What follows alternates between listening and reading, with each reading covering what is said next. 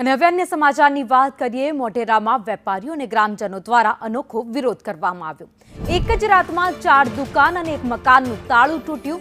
Police સ્ટેશનની બાજુમાં જ ચોરીને અંજામ આપવામાં આવ્યો, જેને લઈ હવે લોકો રોષે ભરાયા છે। ઢોલ નગારા સાથે વેપારીઓ અને ગ્રામજનોએ હલ્લાબોલ કર્યો હતો, વિરોધ નોંધાવ્યો હતો। ગ્રામજનોએ પોલીસ સ્ટેશન પહોંચી હલ્લાબોલ કર્યો। પોલીસની કામગીરી પર ગ્રામજનોએ સવાલ ઉઠાવ્યા હતા।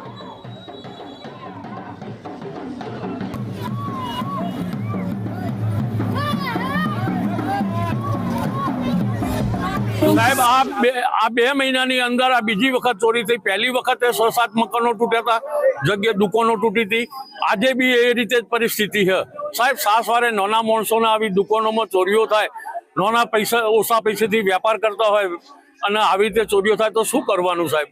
અને કોઈ કોમ કાયદેસર કોઈ કાર્યવાહી થતી જ નહીં। આ પોલીસ સ્ટેશનોમાં રજૂઆત કરીએ તો ફરિયાદો રજૂઆત કરવા આવીએ તો નાના માણસો તો કોઈ ફરિયાદ કોઈ વાત જ નહીં હોબળવાની સાહેબ। મોઢેરા ગામમાં પોલીસ સ્ટેશનની હદમાં વારંવાર દુકાનો અને ઘરો તૂટે છે, તેની રજૂઆત કરવા માટે થઈને અમે સરઘસને રેલી કાઢીને એ પ્રમાણે અમે મોઢેરા પોલીસ સ્ટેશને લખાવા ગયા હતા।